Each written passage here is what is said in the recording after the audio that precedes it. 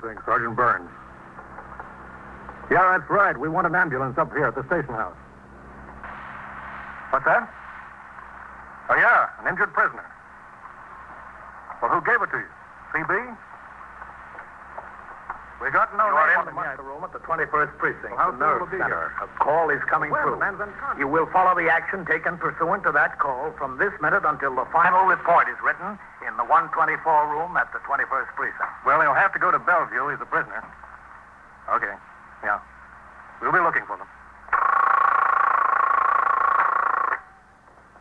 21st Precinct. It's just lines on a map of the city of New York. Most of the 173,000 people wedged into the 9/10 of the square mile between Fifth Avenue and the East River wouldn't know if you asked them that they lived or worked in the 21st. Whether they know it or not, the security of their homes, their persons, and their property is the job of the men of the 21st Precinct. The 21st, 160 patrolmen, 11 sergeants, and 4 lieutenants, of whom I'm the boss. My name is Kennelly, Frank Kennelly. I'm captain in command of the 21st. I was working my night tour, 4 p.m. to 8 a.m. The weather was cold and still. After a brief flurry of activity between 8 and 10 p.m., including a 2-alarm fire on 2nd Avenue, a bad auto accident on the East River Drive, and the attempted robbery of a delicatessen on 86th Street, things quieted down. I turned out the platoon for the 12 to 8 at midnight and went on patrol of the precinct. Things were still quiet. At 1:35 a.m., Lieutenant Patrick Gorman was on duty as desk officer at the station house, and Sergeant Fred Burns sat at the telephone switchboard. The stillness was broken occasionally by the hum of the switchboard or a call over the monitor of KEA, the police radio.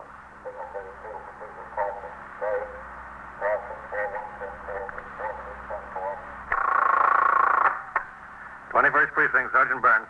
Could you connect me with the detectives, please? Yes, sir. Just a second. Sergeant, Yes, sir? what time is Jacoby due to ring in? Let's see, it's 40, Lieutenant. When he does, ask him what the delay is on that notification from the 92nd. Yes, sir, I will.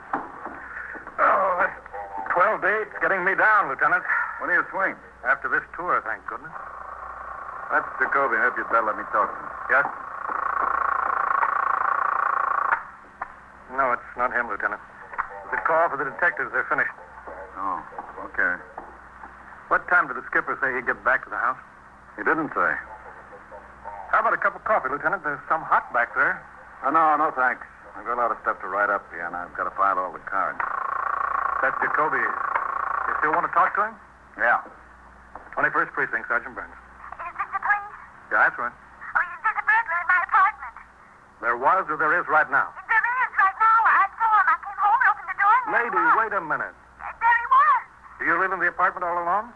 Yes, all alone. I got scared and I ran out. I couldn't find any place open, so I used this phone on the street. It says to call police. You get a good look at the man? No, I didn't wait to get a good look. I was scared. You sure it's not someone you know? I'm sure. I'm positive. Or is he still in the building? I think so. I think he's still up in the apartment. All right, I'll send the officers right over there. What's the address of your apartment? 194 East 68th Street. Are you talking to the police call box on the street right there? Yes, that's right. All right, lady. You just stay right there. Wait for the officers. Will I be here soon? Yeah, right away. If you see the man come out of the building, remember which way he went. See if he's got a car. All right. Officers will be there right away. What have you got, Sergeant? A lady with burglars, Lieutenant. Communications Bureau, Patrolman Donahue. This is Sergeant Burns at 21st. Will you send a car to 194 East 68th? A woman rang in on the call box and said there was a prowler in her apartment. She's waiting on the street at the call box. Okay, right away. One burglar? How many does she need? Car 681, Car 681 at 70th and 2nd Avenue. Son of 194 East 68th Street. Need a woman complaining to the back of the car in her apartment, Car. 10-4. Better ring upstairs to the detective, Sergeant, and give it to them, too. Yes, sir. But they'll hate me for it.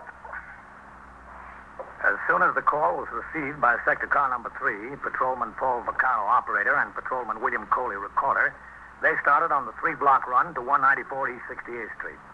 Following instructions in the manual of procedure, they did not sound the siren in order to approach the scene quietly and apprehend the criminal, if any.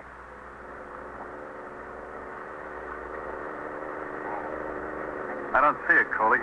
Maybe she's standing around the corner. Yeah, maybe. Yeah, there she is.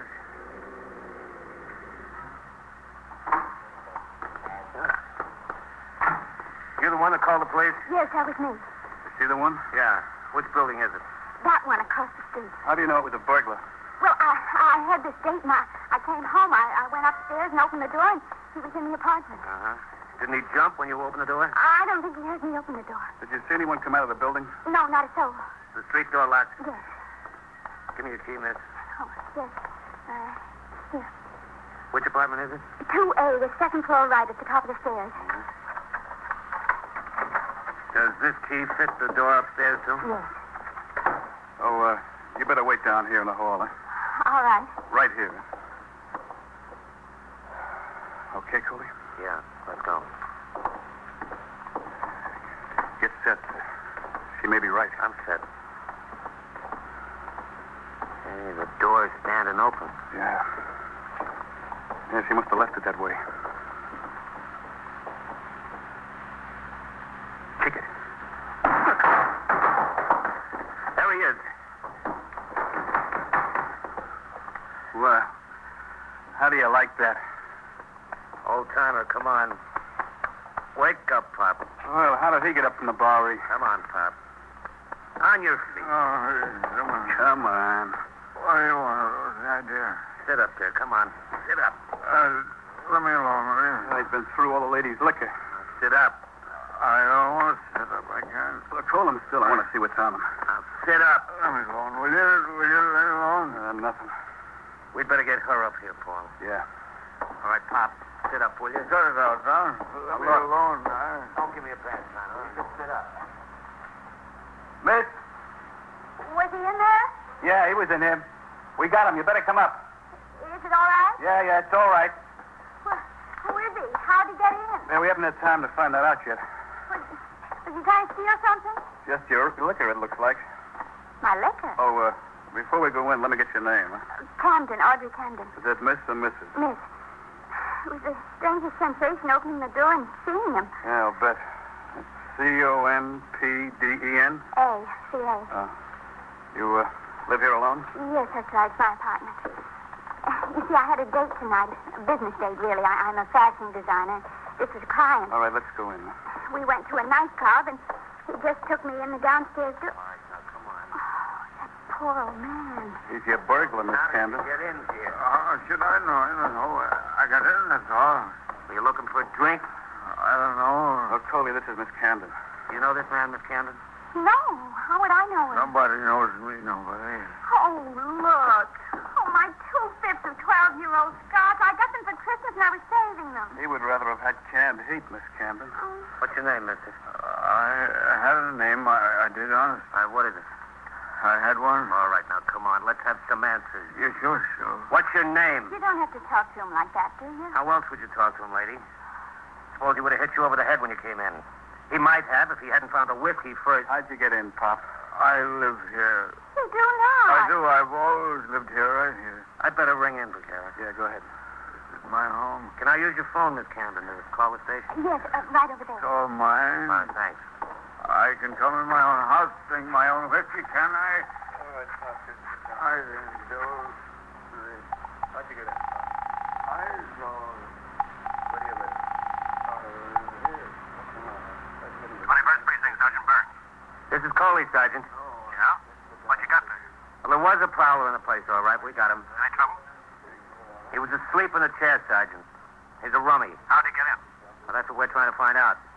If we can ever get him down to earth enough to talk sense. All right, come on in here with him when you get through there. Yes, sir. Oh, Yes, Sergeant? the captain heard the call in the air. He rang in here to ask what it was. I told him we hadn't heard you. He's probably on his way there. Okay, Sergeant. I have another call, Coley. Yes, sir. Bye. Now, come on, Pop. Sit up straight there and talk to me. It's my house. It's my house. Maybe you need some coffee. He needs a lot more than coffee, Miss Come Camden. on, Pop. How did you get in here? I live here. It's my house. The captain, Paul. Hello, the cow. Captain. Coley? Captain? Well, what do we got? This is Miss Camden, Captain Kennelly. Hello. Miss Camden? Sit up, Pop. She came him home and found him in the place. Look, you'll pass out again. I don't know who he is or how he got in. He found the liquor and did away with 2 bottles of prize A scotch. Christmas gift. Merry Christmas. How'd you get in here, mister? My house, I live here. It's mine. Now, look, Pop, we played around long enough. How'd you get in and what are you doing here? I live Now, here. come off it, will you? I do. I got the key. Proves I live here. Stay out of that pocket. Getting the key. Here, give me that. I live here. All right, let's try it in the door, Vaccaro. Yes, sir. Go on with my key. All right, now sit. I want my key back. Don't worry about your key. Yeah. You'll get it. Go ahead, try it, Vaccaro. Yes, sir.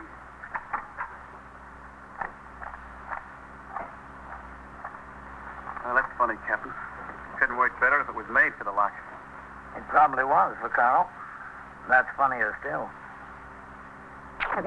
The derelict who was caught unlawfully inside the apartment of the fashion designer, Miss Audrey Camden, was taken to the station house by patrolman Coley and Vaccaro. The victim, Miss Camden, was told that it might be necessary to appear in court at a later date as complaining witness. She agreed.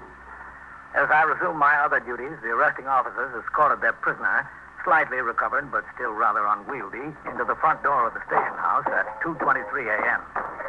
All right, Pop, go in. I'm going. Watch him. Hey, steady there. Go on, up to the desk. Who you got there? Willie Sutton? Yes, Sergeant. You want to buy an interest in my commendation? Here he is, Lieutenant. Better take him upstairs and let the detective talk to him, Coley.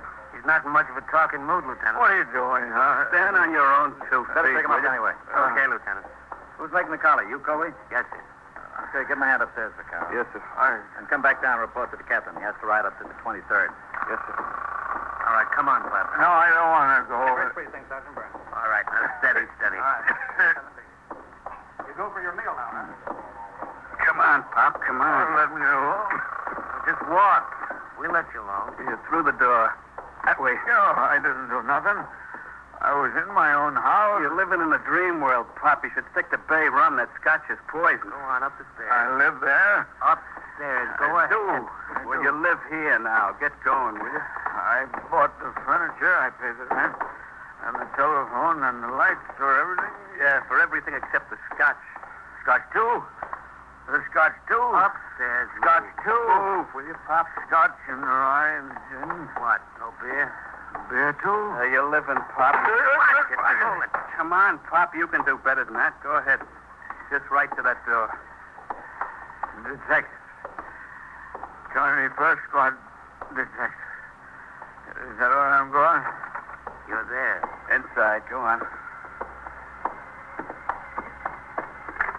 21st Squad Detective Kenny. Over there and sit down. No, where? Come on. No, he's not here either. They're out on a plant. I'm here all alone. I'm catching. Sit down, Pop. Yeah? Where? In the chair. Oh. Yeah, all right. I'll see what I can do, yeah. Is this for me? With my compliments. Is this the whippersnapper who breaks into ladies' apartments and drinks their whiskey? It's my apartment. You stick with your story, Pop. It sounds good to me. Well, goodbye, one and all. I just hope he's got nothing contagious. Leave it open, Vaccaro. Okay. All right. What's your name, Pop? Tell the man your name. We've been having that trouble with him all night. Look, mister, I really don't care what your name is. Not personally, but I got to make out what we call a 61. And the first thing I got to do is put down your name. Is it going to kill you to tell me? George. Jones. Couldn't you have thought of a better one than that? George Jones. George Jones. How old are you, George? Take a guess. I'm 58. Now we're moving. Sit up, Pop. Where do you live? If any. 194 East 68th Street. Well, let's stop playing, Pop. Where do you hang out? Down the Bowery? What place? 194 East 68th Street. All right, no known address. You got an occupation? Unemployed. That's nice work. Now, what were you doing in the ladies' apartment? My apartment. Come on, Pop. I'm carrying a pocket full of squeals. I got no time to waste. Excuse me, gentlemen. 21st Squad, Detective Kinney. No, he's not here. Who's calling? Oh, no, sir, Inspector. Not tonight. Lieutenant King's due at 8 in the morning. Yes, sir. Yes, sir. Yes, sir. Yes, sir, I'll leave a message for him. Why do inspectors sound exactly like people? Beats me. So, what were you doing in your apartment? I just went home. Well, we're not going to get any place with him tonight, Coley. Book him in. We'll try him again in the morning before you go to court. Okay. I just went home. Look, he had a key that fit the door, if you want to put that down. Is that the key? Yeah, that's it. How did it come to fit the door? Give me my key. All right, sit down. I want my key. Give me that. Grab him. It's mine. Watch it. Brother. Let me get the phone up. I think he knocked his head on the corner of the desk. Yeah. Pop? Pop. Ah, he's out good. That's the question, whether it's from the whiskey or the fall. Well, both, I guess. Pop? I ought to call downstairs and have them ring for an ambulance. Yeah. Come on, Pop. Nothing. You better call. He doesn't look so good to me. An ambulance was called, and the prisoner was removed to Bellevue Hospital for treatment of a head injury and acute alcoholism. According to Article 24 of the Manual of Procedure, in any unusual occurrence concerning a prisoner, including such an injury, it is contingent upon the commanding officer of the precinct to make a complete and thorough investigation. In response to a radio call, I returned to the station house from the 23rd Precinct, where I was making an inspection as senior officer on night duty in the division. By the time I finished my interview with Detective Kinney, Patrolman Coley had returned from Bellevue, where he had accompanied the prisoner in the ambulance. I talked to him. The incident appeared unavoidable. I instructed the desk officer to check Bellevue every hour to inquire about the condition of the prisoner. It wasn't until 7:30 a.m. that the doctor said he would allow questioning. After I turned out the platoon for the 8 to 4 tour, I rode down to Bellevue with Lieutenant Matt King, commanding officer of the 21st Detective Squad. We drove into the hospital grounds at 26th Street and 1st Avenue and went by special elevator directly to the prison ward on the second floor of I Building. We identified ourselves to the Department of Correction guard, and he opened the steel door and admitted Lieutenant King and me to the ward. Thanks. That's right.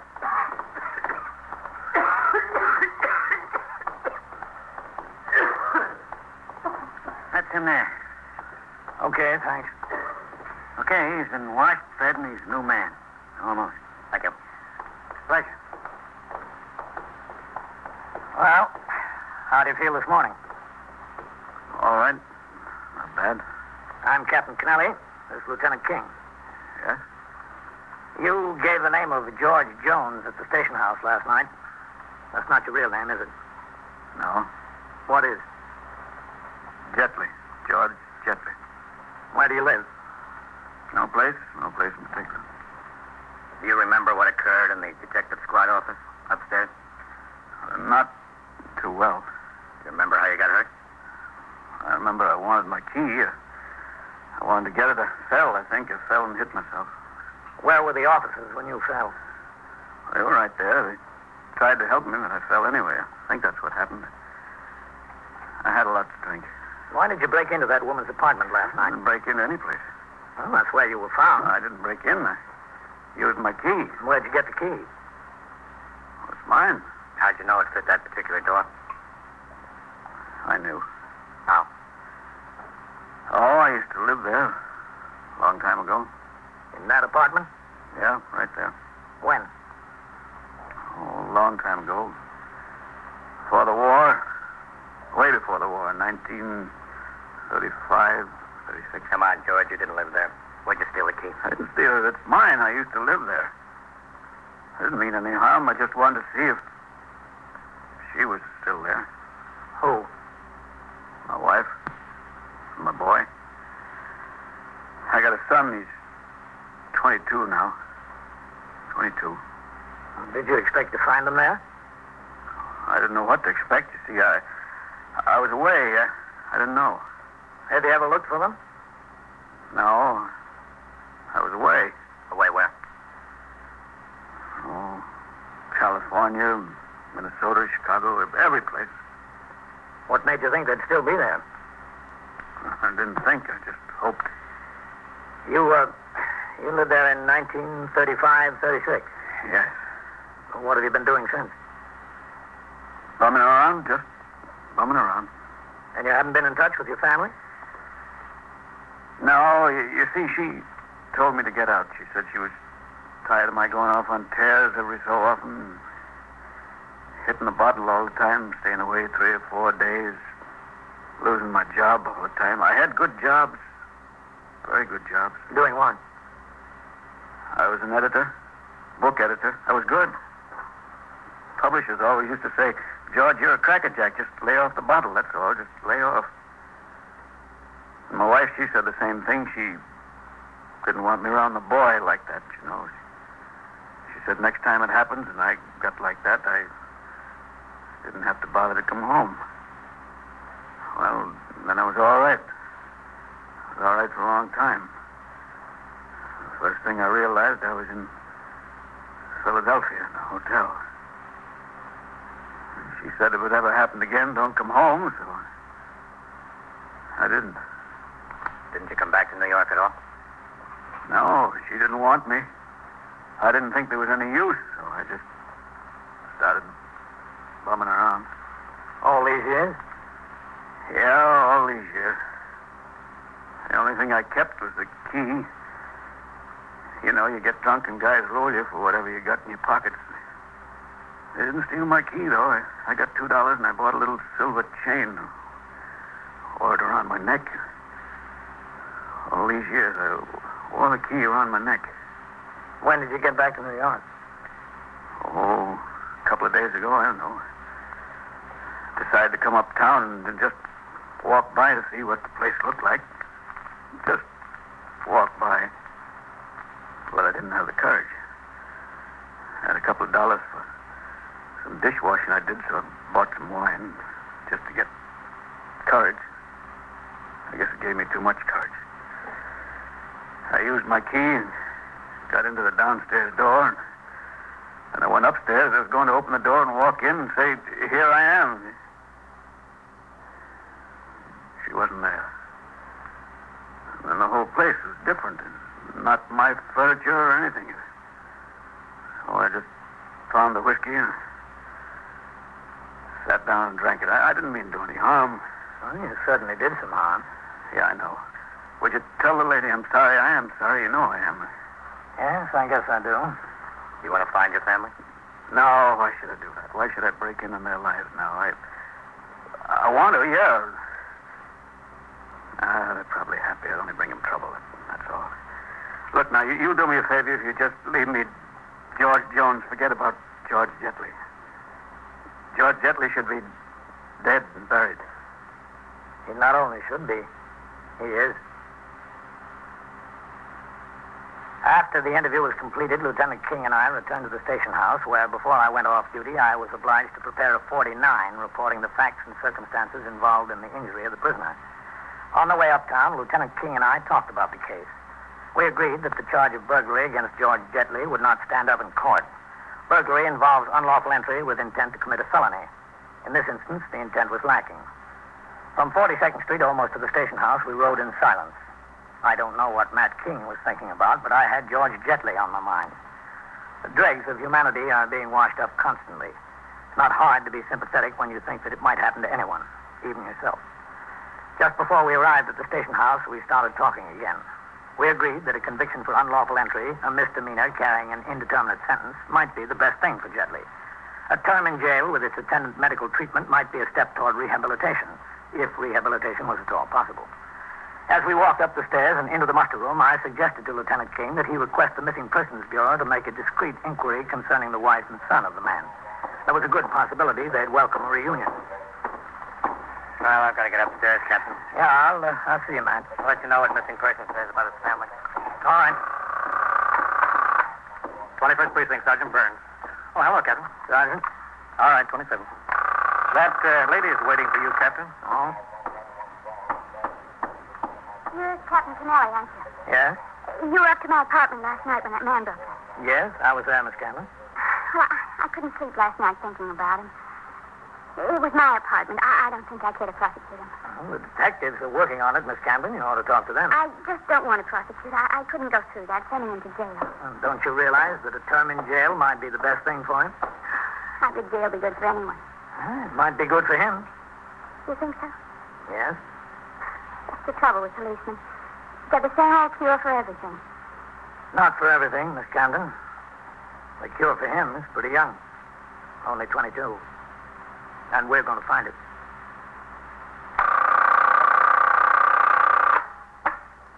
'21st Precinct, Sergeant Burns. No, Captain Kennelly isn't here. Detective who at missing persons? Yeah? Oh, yeah? Oh, you located Jetley's son, huh? Yes, all right, I'll tell the captain. Son's going to visit him at Bellevue this afternoon. Yeah. Uh-huh. Well, the captain will be glad to hear that. Yeah. Okay, I'll get the message. And so it goes, around the clock, through the week, every day, every year. A police precinct in the city of New York is a flesh and blood merry-go-round. Anyone can catch the brass ring, or the brass ring can catch anyone. 21st Precinct, a factual account of the way the police work in the world's largest city, is presented with the official cooperation of the Patrolmen's Benevolent Association, an organization of more than 20,000 members of the Police Department, City of New York. Everett Sloan in the role of Captain Kennelly, Ken Lynch as Lieutenant King. Featured in tonight's cast were Gene Gillespie, Bill Smith, Santos Ortega, Wendell Holmes, Bill Quinn, Frank Moth, and John Sylvester. Written and directed by Stanley Niss. Produced for CBS Radio by John Ives. Art Hanna speaking.